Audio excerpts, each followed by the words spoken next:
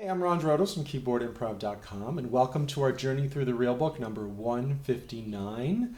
I Could Write a Book by Rodgers and Hart. And by the way, there's probably more Rodgers and Hart tunes in the real book than any other single composer. I'm not sure why in the early 70s, the students at Berklee College of Music in Boston, who put together this book, put so many Rodgers and Hart tunes in, because they didn't do it with Gershwin. They put a few Cole Porter, maybe one or two Irving Berlin, but a lot of Rodgers and Hart. Not sure why, but I'm glad they did, because there's so many. My Funny Valentine, My Romance, Bewitched, Bothered, and Bewildered, and I Could Write a Book, and others too.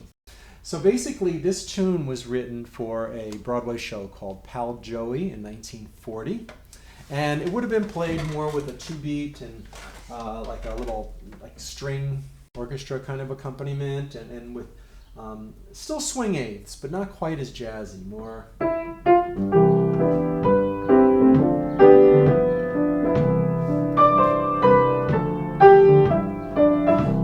You know, like a lot of the other tunes of the time. I think Gene Kelly was in that play, and that wasn't there, but from what I read.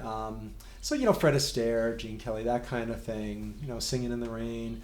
There was a big cross influence between pop music, popular music, and Broadway and movie soundtracks at the time. A lot of the songs were interchangeable, and jazz.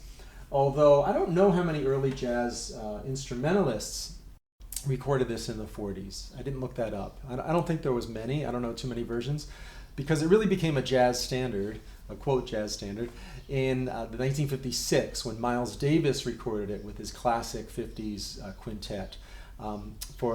He did a marathon recording session with Riverside Records, basically to get all the records out at one time. I think he had like 4 records to do for them, 4 albums, and he wanted to just get them over with so he could go with Columbia, where he had a better deal.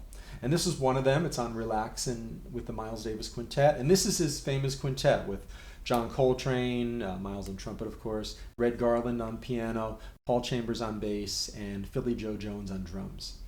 And what I like to do on a tune like this is, I usually don't do this, but because, you know, solo piano lets you play the root and the full texture and, you know, anything you want, walking bass or different bass lines.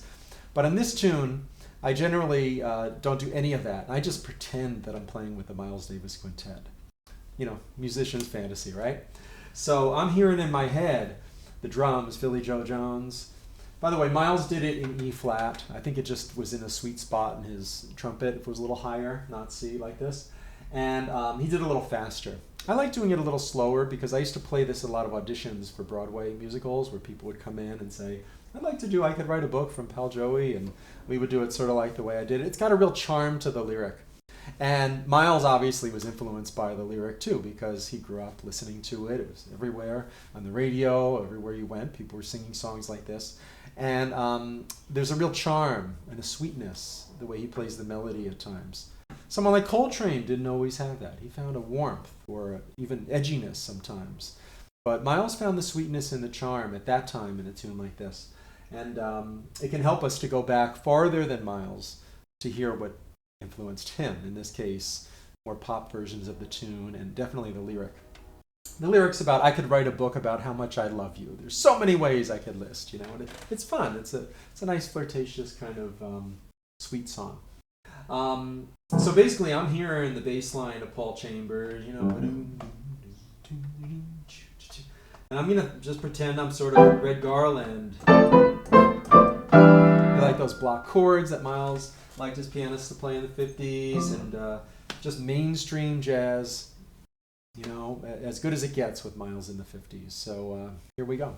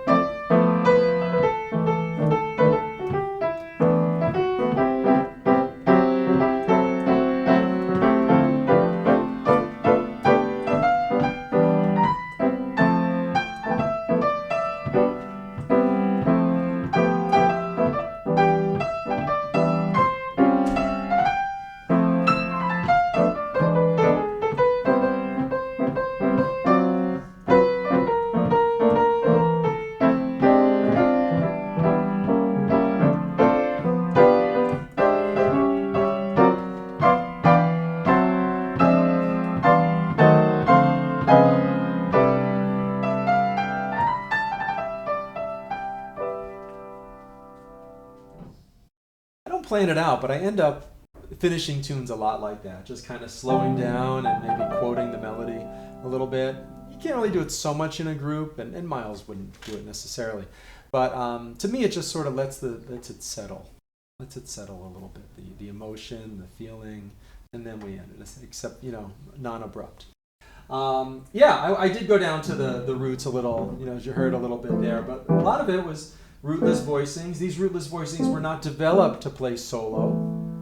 John Mehegan kind of extracted one aspect of Bill Evans' playing, and now everybody thinks that's what you do all the time, but you don't. Bill Evans played roots when he played solo. He put the root down there often, especially on, definitely on ballads, but even on medium tempos. He would play like the root and then a shell with both the third and the seventh. Did that a lot. It surprised me when I first heard that, because I used to think he did the rootless voicings all the time. He didn't. They're very colorful. They work especially well with a bass player, but sometimes solo piano. Or if you play the bass down here and then jump up to them. Chick Corea, right? That's the Chick's thing. Check out the tune. It's sort of based on that one heart and soul chord progression, and then it goes elsewhere through the tune. Have fun with this. Good luck with your playing. If you're interested in Skype lessons, I'd love to help you. I also have a video course at keyboardimprov.com that take you step by step. There's 370 lessons or something in there. So anything you need, let me know, and I'll help you with your playing. And thanks for being here. Really appreciate it. And I'll see you next week, hopefully, with I Got It Bad and That Ain't Good. Duke Ellington, one of Duke Ellington's great torch songs. See you then.